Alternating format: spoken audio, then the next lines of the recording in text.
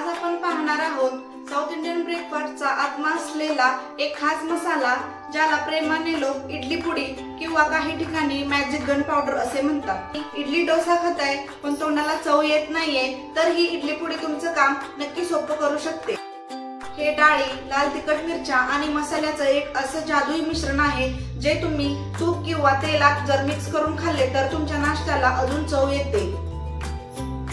आजच्या रेसिपीमध्ये आपण बघणार आहोत की इडली पुडी परफेक्ट प्रमाणात योग्य भाजणीसह कशी बनवायची, जेणेकरून ती महिनाभर टिकेल, त्याची खमंग चव तशीच राहील। चला तर मग आपल्या नाश्त्याला खास बनवणारी ही इडली पुडी बनवायला सुरुवात करूया। त्यासाठी सामग्री पाहूया।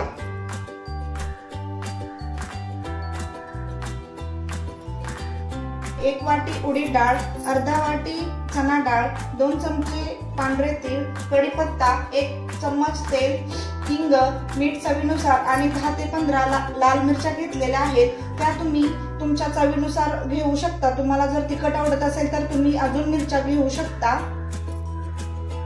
तिची खरी चव आणि सुगंध त्याच्या योग्य भाजणीवर अवलंबून असतो, त्यामुळे हा टप्पा खूप महत्त्वाचा आहे। तो अगदी मंद आणि लो आचेवर आपण भाजून घेऊया। चला तर आपण डाळी भाजून घेऊया।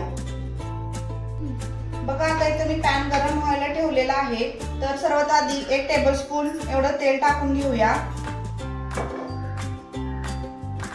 ते थोडंसं गरम झालं की त्यामध्ये 1 वाटी उडीद डाळ टाकूया।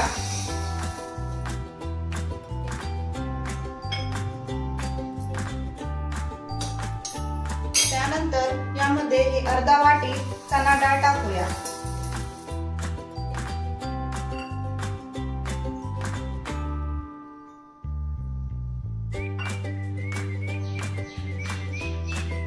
लक्षात ठेवा, आपण इथे 1 चम्मच एवढे तेल वापरलेले आहे आणि या डाळींना सतत हलवत राहा।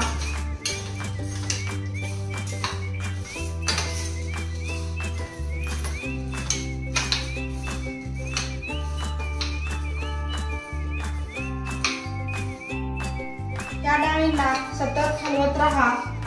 त्याचा रंग सोनेरी लाईट गोल्डन होत नाही तोपर्यंत भाजत राहा आणि त्याचा वास खमंग येत नाही तोपर्यंत हलवत राहायचं। याला भाजण्यासाठी साधारण 5 ते 6 मिनिटे लागतील।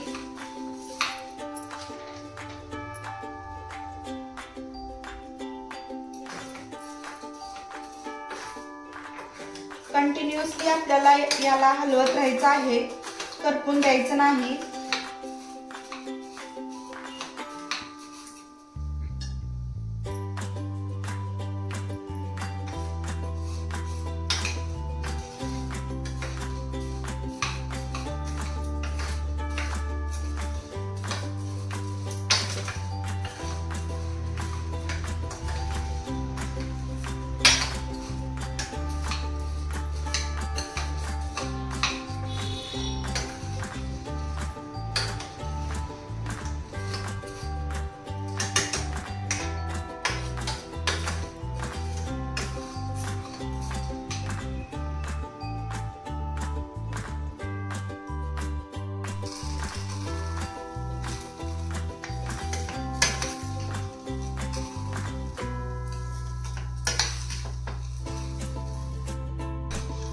आपल्या डाळींचा खमंग असा वास सुटलेला आहे आणि आपली डाळ इथं भाजलेली आहे।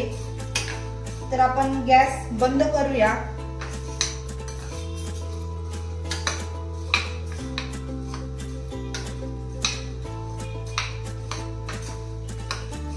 डाळी छान भाजल्यानंतर एका ताटात काढून घेऊया आपण।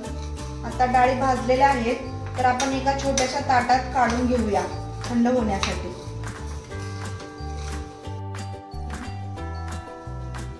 आता ज्या भाजलेल्या डाळी आहेत त्या आपण थंड होण्यासाठी एका ताटात काढून घेऊया।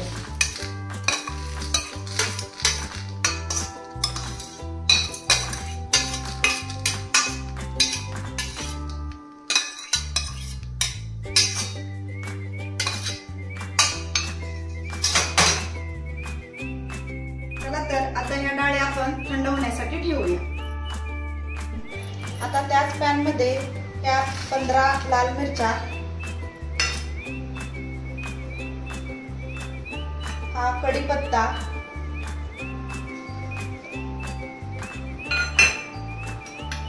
हे पांढरे तीळ,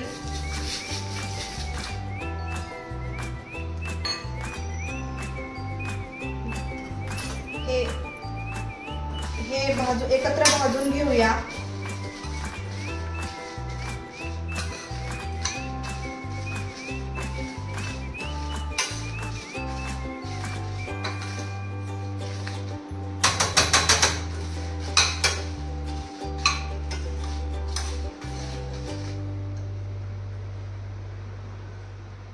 मिरच्या कुरकुरीत होईपर्यंत आणि तीळ तडतडू लागेपर्यंत भाजायचं आहे।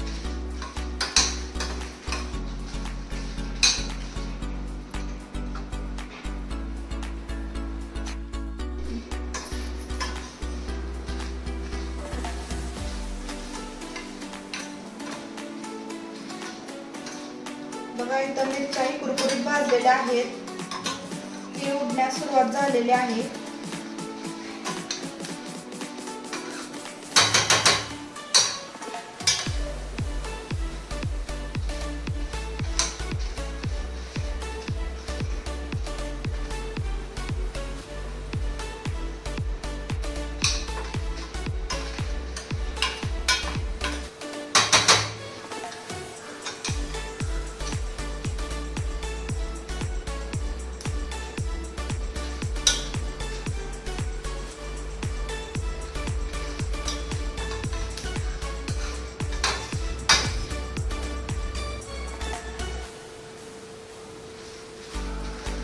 मिश्रण आपले व्यवस्थित भाजून घ्या, जेणेकरून आपल्या चटणीला खमंग अशी चव येईल। इथे आपलं मिश्रण भाजून झालेलं आहे, तर शेवटी आपण हिंग टाकून गॅस बंद करायचा आहे। एक थोडंसं अर्धा चम्मच एवढं हिंग टाकत आहे मी, आणि गॅस बंद करून घ्यायचा, कारण पॅनच्या उष्णतेत हिंग व्यवस्थित भाजला जातो।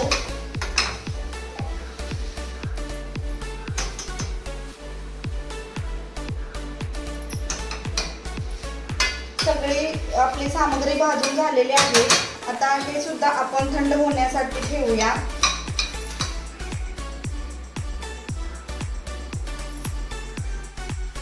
आता ही सामग्री भाजलेली आहे, ती सामग्री आपण थंड होण्यासाठी ठेवूया। जर तुम्ही लगेच ह्याला मिक्सरच्या भांड्यामध्ये ठेवले तर ते चिकट होऊ शकते आणि ती चटणी जास्त काळ टिकणार नाही, म्हणून आपण ह्याला थोडा वेळ थंड होऊन देऊया। आता हे जे थंड झालेली सामग्री आहे ती आपण मिक्सरच्या भांड्यात घेऊया। त्यात थोडे चवीनुसार मीठ घाला। पुडी नेहमी जाडसर वाटायची, अगदी बारीक वाटायची नाही, आणि मिक्सर कायम कमी जास्त करून बारीक करा, नाहीतर आपली पुडी जास्त बारीक होऊन त्याला तेल सुटण्याची शक्यता असते आणि त्याची चव सुद्धा लागणार नाही आणि ती काही दिवसच राहणार, जास्त दिवस टिकणार नाही।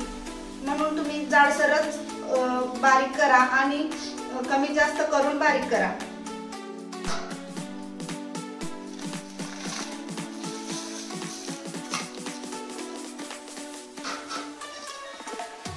चवीनुसार मीठ।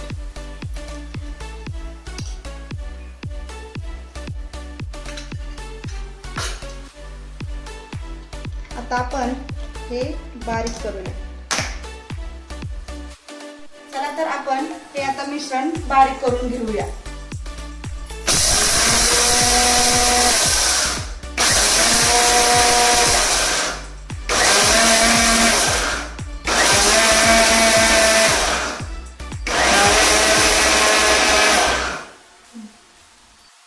तुम्ही पाहू शकता इथे आपली पुडी तयार झालेली आहे, एकदम परफेक्ट दाणेदार आणि खमंग अशी तयार झालेली आहे, तुम्ही बघू शकता।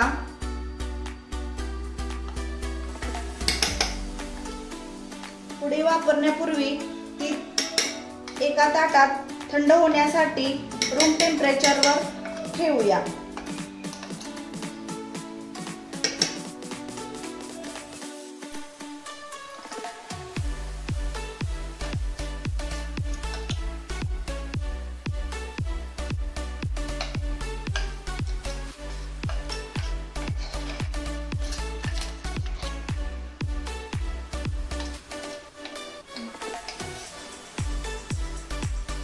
रेडी झालेली चटणी आहे ती आपण टाईट हवाबंद काचेच्या डब्यात तुम्ही स्टोर करून ठेवू शकता। अगदी 2 महिने चालणारी अशी ही चटणी आहे। तर तुम्ही ही चटणी इडली, डोसा याच्यासोबत तेल किंवा तूप घालून खाऊ शकता। तर तुम्हाला आमची रेसिपी आजची कशी वाटली ते तुम्ही नक्की कमेंट मध्ये सांगा आणि आमच्या चॅनलला सबस्क्राइब केले नसेल तर आताच लाईक आणि सबस्क्राइब करा।